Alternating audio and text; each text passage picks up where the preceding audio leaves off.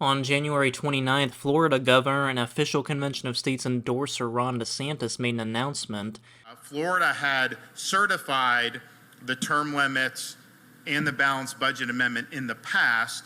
We want to do it again. We want to get this back on the front burner. We want to work with other states around this country to be able to use the tools that we have to rein in this out-of-control ruling class in D.C. Convention of States Action President Mark Meckler was asked by COS endorser Jenna Ellis what this means for the Article 5 movement. Instead of Governor DeSantis helping advance the petition that has been the Convention of States project that was already passed in Florida back actually 10 years ago, it was passed April 21st of 2014, the Convention of States that has kind of this broader ability to do exactly what Governor DeSantis is suggesting on balanced budget, term limits for the deep state as well, and judicial reform when it's already passed in 19 states. I mean, the math, 19 is better than 1. I don't know. I don't think we got really an adequate answer to that. I'm a little bit confused. To be fair, Governor DeSantis has long been a supporter of the Convention of States project. Ron DeSantis is the best governor in my lifetime. But on this issue, folks are confused. We've got 5 million people out there wondering, why is he doing this? While in Nashville last month, Mark Meckler sat down with Pastor Ben Graham, and he had this to say. Absolutely. Of course, this country was founded as we the people being the king instead of the government. Right. Convention of State really brings back the opportunity for us as we the people to rule and reign. And so I think it's important that we take away the power from the federal government and allow we the people to be in charge again. Look out for more from that interview from Big Studios in the coming weeks. With so much in motion early in the legislative sessions, we wanted to provide you with a quick update on each state where our legislation is currently active. First, let's turn to Delaware. The COS resolution SCR 100 has been introduced in the Senate. Our grassroots have been building strong relationships with their state legislators and held a Capitol Day on January 9th where supporters traveled from across the state to the Capitol.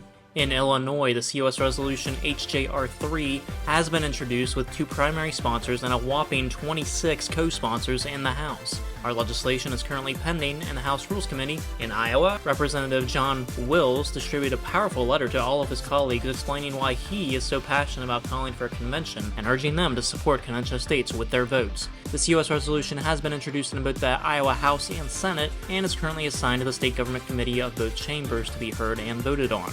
After a highly successful Capitol rally, our lead sponsors were inspired to push the COS resolution forward in Kentucky. Representative Bobby McCool introduced our application in the Kentucky House with 8 co-sponsors, and Senator Robbie Mills introduced it in the Senate with an additional 8 co-sponsors. It is now pending consideration in the Senate State and Local Government Committee. In Massachusetts, the COS resolution has been introduced by our primary sponsor and 8 co-sponsors, and it's pending in the Joint Committee on Veterans and Federal Affairs.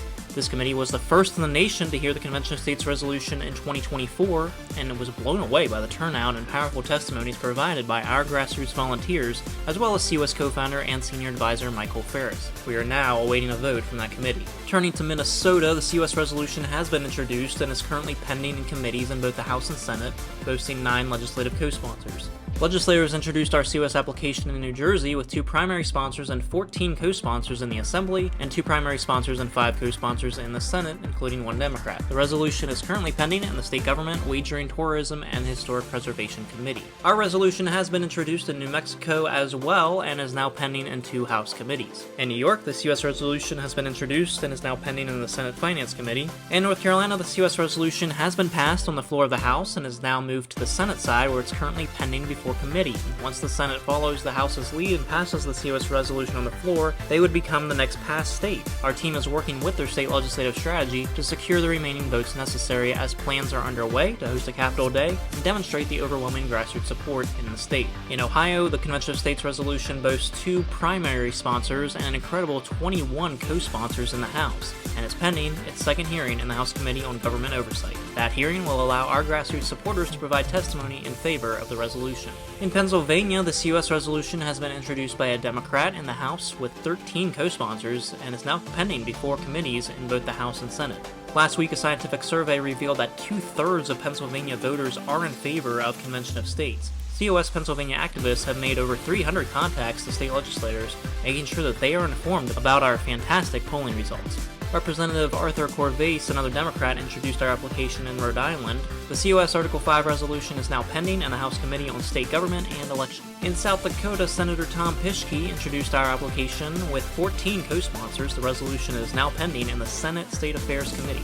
In Vermont, the COS resolution is pending in the Committee on Government Operations and Military Affairs. And finally, in Washington, the COS resolution has been introduced in both chambers, currently pending consideration in both the House and Senate Committees on State Government and Tribal Relations.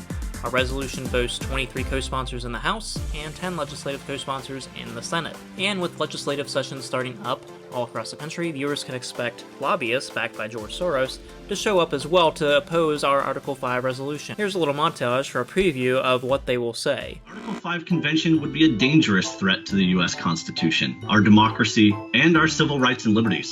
Putting the whole Constitution up for grabs. It could put all of our constitutional rights up for grabs. And fundamental rights could be undermined. Thus jeopardizing our fundamental rights. First Amendment, privacy rights. Including our right to vote, our right to free speech.